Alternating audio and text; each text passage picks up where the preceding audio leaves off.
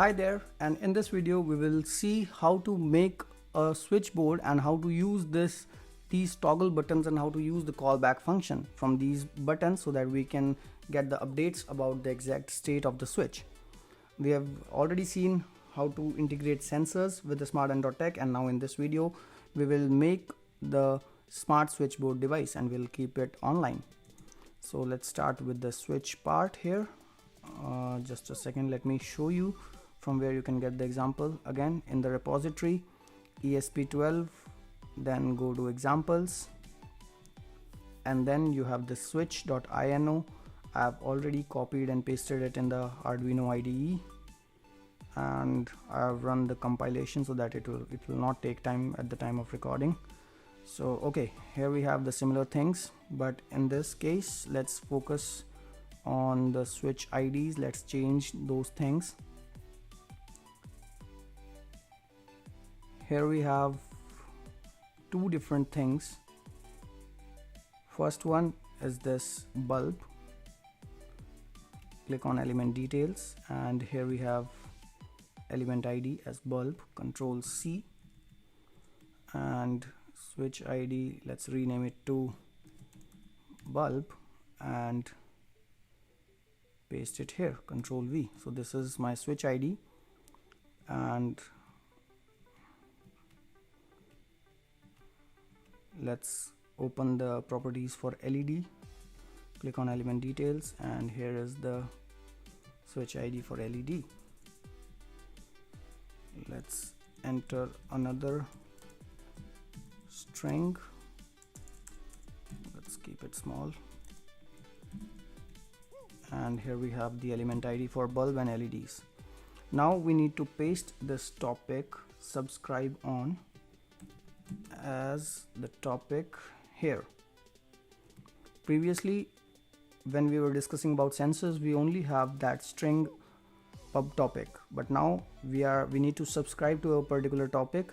In this case, our topic for both the elements are same, and we are using it as this / switchboard. So this is we have defined in the previous videos at the time of setting this complete dashboard. Here we also need the device ID, so here we have the device ID. Let me just quickly copy and paste it. Control C, and let me paste it here. Control V. Here goes the SSID, as does it matter, and the password for my Wi-Fi router is this one. Kind of simple, right? Yeah. So all things are quite same. The basic change here is the callback function.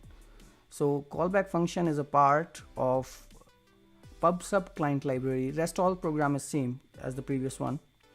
Only this function is new because we will be receiving the data from the dashboard. So we have to, we must have a function to receive that data. So this is the function, the callback function that will receive the data. So now, as we have received the data, we are showing that message arrived on a particular topic. So the topic is this one. So our topic is this one. Message arrived on this particular topic, and then we are just converting the payload and we are printing it here. The payload will be printed, and whatever the message is, we are storing it as string data type. And then if the message that we received is on, let's say in our case if it is bulb on, then we have to put the switch as high.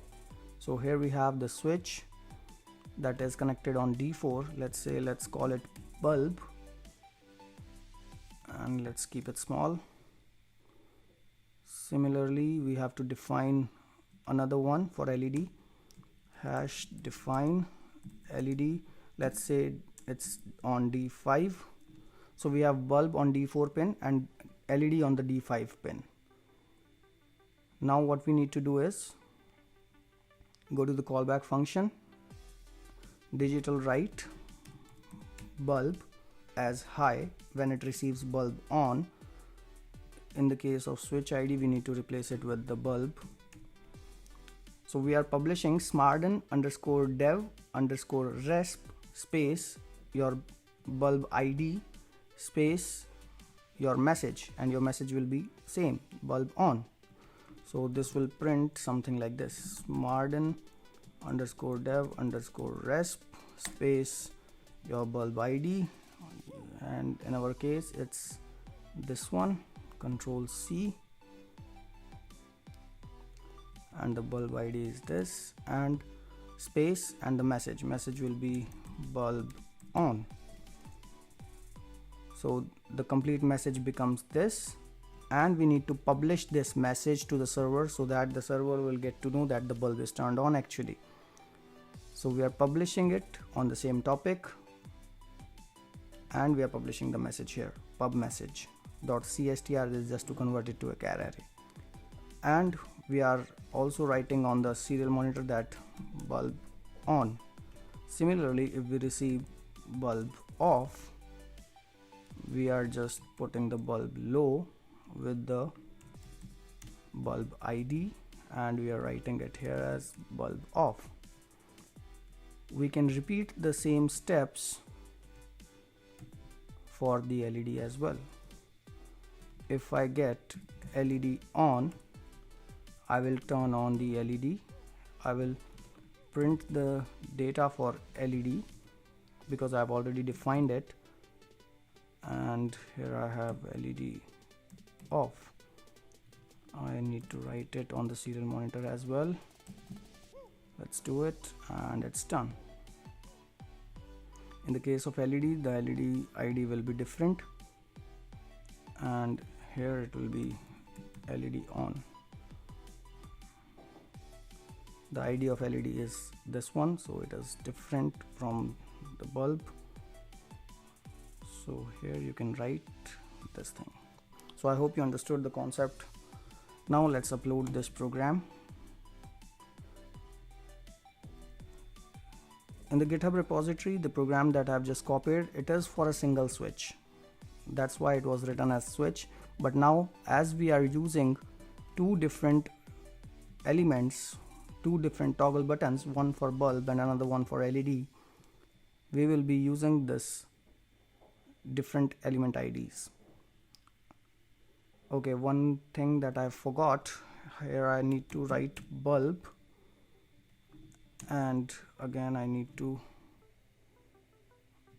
define bulb and LEDs. I forgot that. In the setup mode, we need to define that we are using bulb and LEDs as output devices. That's why it was giving the error. Now that we have declared that bulb we are using as output and LED we are using it as output, I guess it must work well. So we are connecting the bulb at D4 and we are connecting the LED at D5 pin. We are using the same okay, it says conflict in declaration string D4. I got the issue. We have used the same variables and we have defined it as D4 and the LED as again we need some ID. Okay, so let's wait for this program to get uploaded on our node MCU. It is compiling. So we have bulb on D4, LED at D5 pin. Here we need to use bulb ID and LED ID because it gets confused because we are defining it here as D4 and we are declaring it as a string here. So I just put ID here, and similarly I have done the same thing in the callback function.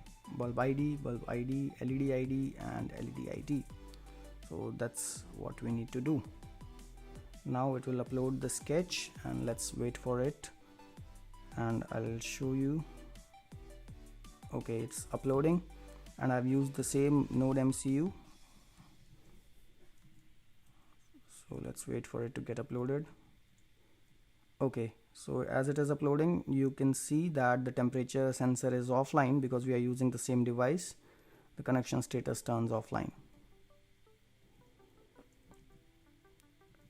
And here, as you can see on the serial monitor, it is connecting to the ZIT matter. Here we have the local IP address. Here is the signal strength, which is 72%. We are connecting to MQTT and it's connected, and once it is connected you can see both the devices are online. Now we have smart switchboard which is currently online, and if I turn on the bulb, okay, somehow got logged out. Let me quickly refresh it.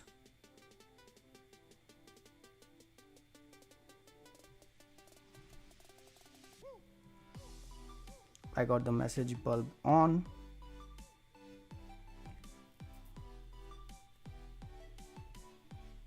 So here it is. Similarly, if I turn on the LED, I got the message LED on. Here, as you can see, it says LED off.